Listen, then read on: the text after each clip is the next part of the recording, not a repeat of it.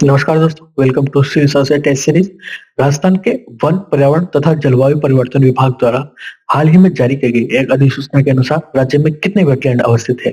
देखिए, हाल ही का मतलब 2023 से ही ये RS 2023 में आया हुआ क्वेश्चन है।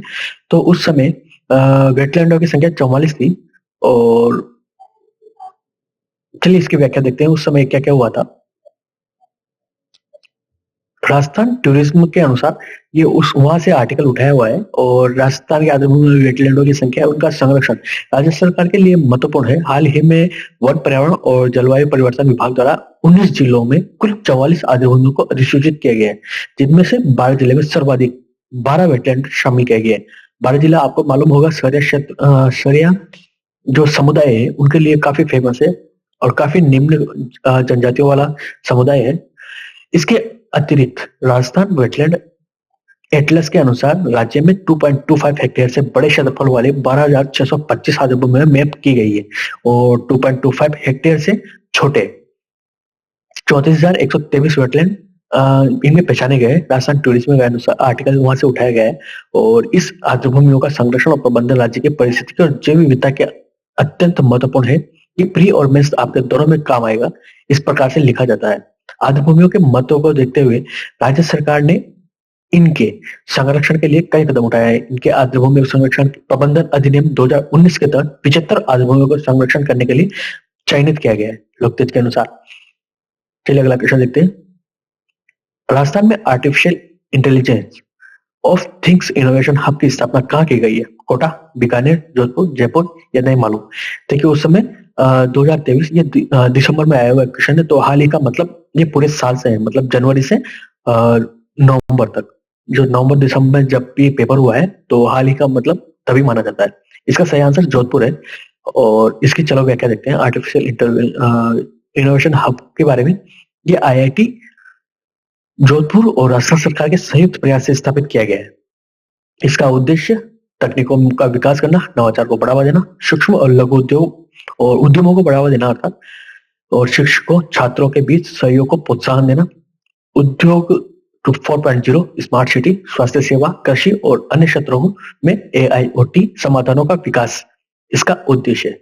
देखिए, आपको पता होगा कि कहीं भी अगर अच्छा इन्वेस्टमेंट आता है तो उससे जुड़े हुए हर पक्ष के लोग हर पहलुओं पर उनका विकास होता ही है, चाहे वो जनसंख्या के हो या उनसे जुड़े हुए या फिर किसी भी उद्योग से हो, उनका विकास होता है। सुविधाएं, हार्डवेयर और सॉफ्टवेयर में विकास होना, अत्याधुनिक प्रयोगशालाओं, अनुसंधान, इनोवेशन, प्रोटोटाइप विकास, उत्पादन निर्माण के लिए संसाधन और इसके मद। चलिए अगला क्वेश्चन देखते हैं। राष्ट्रीय बाघ संरक्षण प्राधिकरण ने राजस्थान में 5 बाघ अभ्यारण्य का दर्जा निम्न में से किस अभ्यारण्य को प्रदान किया है? सोरसन बेनाड अभ्यारण्य, हमीरगढ़ भीलवाड़ा अभ्यारण्य, धौलपुर करौली अभ्यारण्य, नागपाड़ अजमेर अभ्यारण्य या नहीं मालूम? देखिए उस समय धौलपुर करौली अभ्यारण्य जिसको 5 बाघ संरक्षण अभ्यारण्य का दर्जा दिया गया था। चलिए व्याख्या देखते हैं। स्थिति, यह राजस्थान के 5वां और भारत का 54वां टाइगर रिजर्व है। Ranthambore tiger reserve, Sariska tiger reserve, Mukundra hills tiger reserve, Ramgarh Vishdhari वन टाइगर रिजर्व। देखिए मुकुंदरा हिल्स 12 और बूंदी दोनों के मध्य में अवस्थित है। और इसके दक्षिण में दरा हिल्स मौजूद है कोटा में। और कोटा से जो रामगढ़ विस्तारी टाइगर रिजर्व है, एक कोटा से उत्तर में, कोटा के उत्तर में अवस्थित है, जो कि बूंदी का भी उत्तरी इलाका है, परंतु इसे रामगढ़ विस्तारी टाइगर रिजर्व कहते हैं। और यह रामगढ़ की विशेषता आपको बताएं तो यहाँ एक क्रेटर है जो कि काफी बहुत पुराना है। जो क्रेटर गिरा था उससे काफी बड़ा पहाड़ियां बन आप वहां जाएंगे तो आपको सब पता चलेगा कि कितना बड़ा क्रेटर है। क्रेटर बना किस वजह से? मीटेओराइट्स के कारण। और इसके महत्व बाघों की बढ़ती संख्या के संरक्षण और प्राकृतिक आवास की सुरक्षा के लिए महत्व, पर्यटन को बढ़ावा देना और स्थानीय अर्थव्यवस्था को सुदृढ़ करने में सहायक है। धौलपुर करौली टाइगर रिजर्व की स्थापना राजस्थान के बाघ संरक्षण के प्रयासों को नई दिशा मिलेगी और जैव विविधता के संरक्षण में महत्वपूर्ण भूमिका निभाएगा। चलिए क्वेश्चन देखते हैं। हाल ही में भारत में पहले 3D प्रिंटेड डाकघर का उद्घाटन निम्न में से किस शहर में किया गया है? बेंगलुरु, कोलकाता, नई दिल्ली, मुंबई, अरुणाचल प्रदेश या नहीं मालूम? देखिए, 3D प्रिंटिंग का मतलब है कि जिस प्रकार आप खिलौनों या फिर किसी भी मटेरियल, प्लास्टिक मटेरियल के थ्रू आप कुछ भी प्रिंटेड 3D प्रिंटिंग के माध्यम से एक नोजल के थ्रू बनाते हैं, तो उसी प्रकार डाकघर किस प्रकार से बनाया गया है? कंक्रीट के माध्यम, ये नोजल के थ्रू कंक्रीट को फैलाया जाता है, लिक्विड कंक्रीट को फैलाया जाता है और यह बायोलॉजिकल डिग्रेडेबल है, अर्थात इससे प्रदूषण वगैरह नहीं होता है। चलिए इसकी व्याख्या में आपको पता चल जाएगा। देखिए, यह Larsen and Toubro LNT company का टेंडर मिला था इसका, और भारतीय डाक विभाग इन दोनों की साथ मिलकर बनाया गया था, और इसकी लागत करीब 23 लाख इसकी खर्च आई थी। 43 दिनों में यह पूरा हो गया था, और पर्यावरण अनुकूल 3D प्रिंटिंग तकनीक के लिए अनुकूल है, क्योंकि इसमें कम सामग्री और ऊर्जा का उपयोग होता है, तेज निर्माण होता है, नवाचार को बढ़ावा मिलता है, और इसमें किसी भी प्रकार का कोई प्रदूषण नहीं होता, जैसे कि नॉइज पोल्यूशन और वायु प्रदूषण। जैसे कि कंस्ट्रक्शन करते समय सीमेंट उड़ता है, बजरी वगैरह का वायुमंडल में इनके कंक्रीटों, इनके कणों का पीएम वैल्यू अर्थात बढ़ रहा है, पीएम वैल्यू बढ़ाता है, इसको यूं समझिए। चलिए अगला क्वेश्चन देखते हैं। हाल ही में निम्न में से किस संस्था ने केंद्रीकृत वेब पोर्टल उद्गम का लॉन्च किया है? ये विश्वविद्यालय अनुसंधान आयोग, भारतीय राष्ट्रीय राजमार्ग प्राधिकरण, भारतीय अंतरिक्ष अनुसंधान संगठन, भारतीय रिजर्व बैंक, या नहीं मालूम। देखिए, हाल ही का मतलब है यह रिजर्व बैंक द्वारा किया गया था, परंतु यह जो उद्गम पोर्टल के इन इन से भी संबंधित है। विश्वविद्यालय अनुदान आयोग, राष्ट्रीय राजमार्ग राजमार्ग प्राधिकरण, भारतीय अंतरिक्ष अनुसंधान संगठन, इन सभी से रिलेटेड है। उद्गम पोर्टल अपनी अपनी संस्थाओं ने उद्गम के नाम से प्रचलित किया हुआ है, अर्थात निकाला हुआ है, परंतु उस समय वेब पोर्टल लॉन्च किया गया था रिजर्व बैंक के द्वारा। चलिए रिजर्व बैंक की व्याख्या देखते हैं। इसका फुल फॉर्म है unclaimed deposit and gateway to access information. 17 अगस्त 2023 बैंकों में जमा बचे हुए बिना दावे के खातों की जानकारी प्रदान करना, ग्राहकों और उनके परिजनों को उनके धन का पता लगाने और दावा करने में मदद करना। अर्थात कई बार धन का बैंक ही उनके डिपॉजिट में जमा हो जाता है, उनके परिवारजन या जुड़े हुए जो नहीं है परिजन के अलावा कुछ और लोग ये वो कोशिश करते हैं कि उनका धन निकाला जाए, तो उसमें कोई भी शामिल हो सकता है, चाहे बैंक के ही कर्मचारी क्यों ना हो। इससे भ्रष्टाचार भी कम होगा और उनके परिजनों को उसका धन मिलने में मदद मिलेगी, आसानी होगी उद्गम पोर्टल के थ्रू। केंद्रीय मंच है और आसान उपयोग है। शुरुआती भागीदारी 7 बैंकों में शुरुआती भागीदारी सुनिश्चित की गई थी। उसके बाद पहले देखिए, पहले सरकार ही इसकी शुरुआत करती है, पहल करती है, फिर विश्वास जागृत होने पर आम लोगों के द्वारा इसमें रुचि दिखाई जाती है। पोर्टल की संरचना आरबीआई डिजिटल प्लेटफॉर्म के माध्यम से संचालित किया जाएगा। चलिए अगला क्वेश्चन देखते हैं। टाइम्स पत्रिका के अनुसार एस राजामौली को 2023 के शीर्ष पायोनियर्स में नामित किया गया और शाहरुख खान को 2023 के शीर्ष आइकॉन्स में नामित किया गया।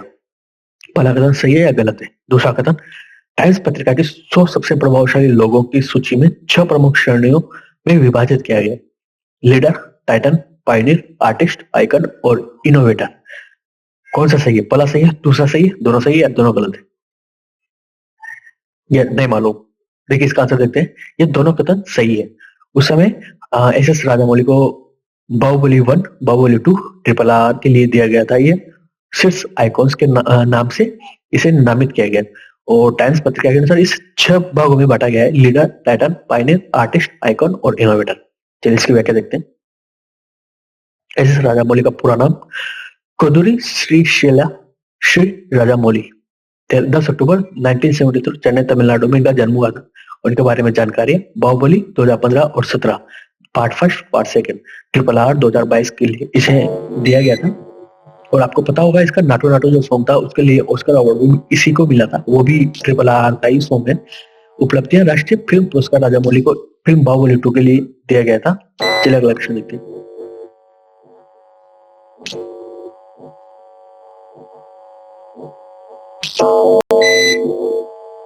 संयुक्त राष्ट्र महासभा ने अपने 78वें सत्र के अध्यक्ष के रूप में सेवा देने के लिए हाल ही में डेनिस फ्रांसिस को चुना गया है। वो किस देश से संबंधित है? युगांडा, ब्राजील, चिली या त्रिनिडाद टोबैगो?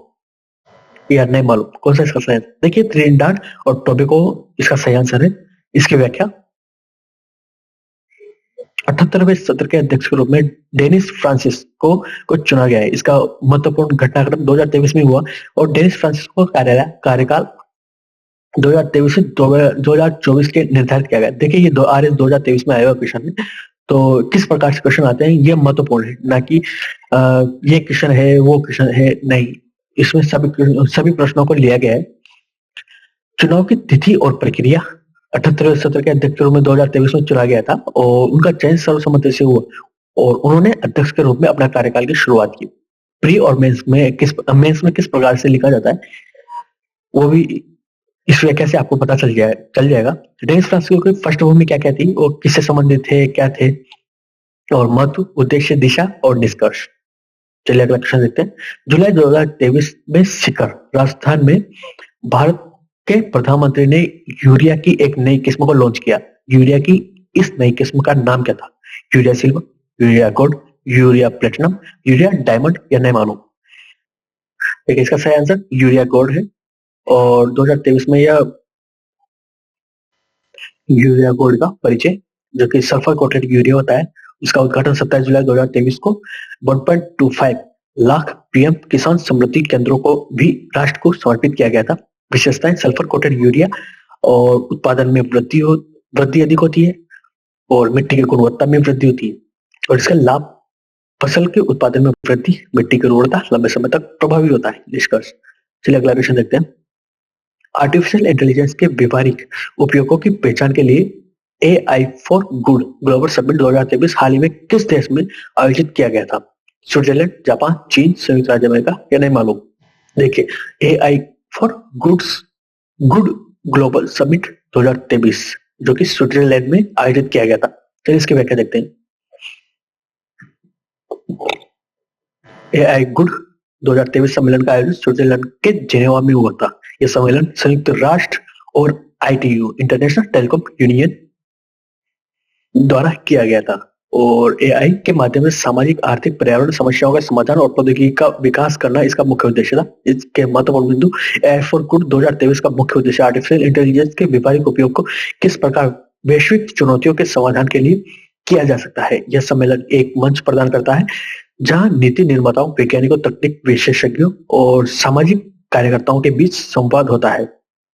इसकी थीम क्या थी? AI गुड फॉर की थीम थी कि AI for climate action, global health and sustainable development, जलवायु परिवर्तन, वैश्विक स्वास्थ्य और सतत विकास के लिए आर्टिफिशियल इंटेलिजेंस इसकी थीम थी और इसकी मुख्य विशेषताएं, जो कि सम्मेलन की दुनिया भर में 4000 प्लस प्रतिनिधि शामिल हुए थे, जिसके विभिन्न देशों की नीति निर्माताओं, वैज्ञानिकों और तकनीकी विशेषज्ञ शामिल थे। चलिए अगला क्वेश्चन देखते हैं। AI के बारे में ये आपको मेंस में काफी मददगार साबित होगी। इसका योगदान क्या है और देखिए ये AI से रिलेटेड करंट क्वेश्चन आते ही रहते हैं। स्वास्थ्य क्षेत्र में इसका उपयोग क्या क्या है, मेंस में आपको काफी मददगार साबित होगा। AI एथिक्स और गवर्नेंस क्या है, AI फॉर गुड के उद्देश्यों की प्राप्ति और निष्कर्ष। निम्न में से किस व्यक्तित्व को राजस्थानी भाषा के साहित्य अकादमी युवा पुरस्कार 2023 के लिए नामित किया गया था? देवीलाल मैया, रामकुमार घोटड़ा, बद्री नारायण, अतुल चतुर्वेदी या इनमें से कोई नहीं, या फिर मालूम ही नहीं? कौन सा सही है? देखिए देवीलाल मैया इसका सही आंसर है, उनको नामित किया गया था। इसकी व्याख्या: देवीलाल मैया राजस्थानी भाषा साहित्य युवा अकादमी युवा पुरस्कार 2023 के लिए नामित किया गया था और यह महत्वपूर्ण उपलब्धि और राजस्थानी साहित्य उनका योगदान को मान्यता देता है। महत्वपूर्ण जानकारी: देवीलाल मैया कौन है, उनका परिचय, अकादमी पुरस्कार क्या है, देवीलाल मैया के साहित्यिक योगदान क्या क्या है, महत्वपूर्ण रचनाएं क्या क्या है, पुरस्कार का उद्देश्य क्या है और राजस्थानी साहित्य अकादमी का योगदान क्या क्या है। निष्कर्ष। Thank you.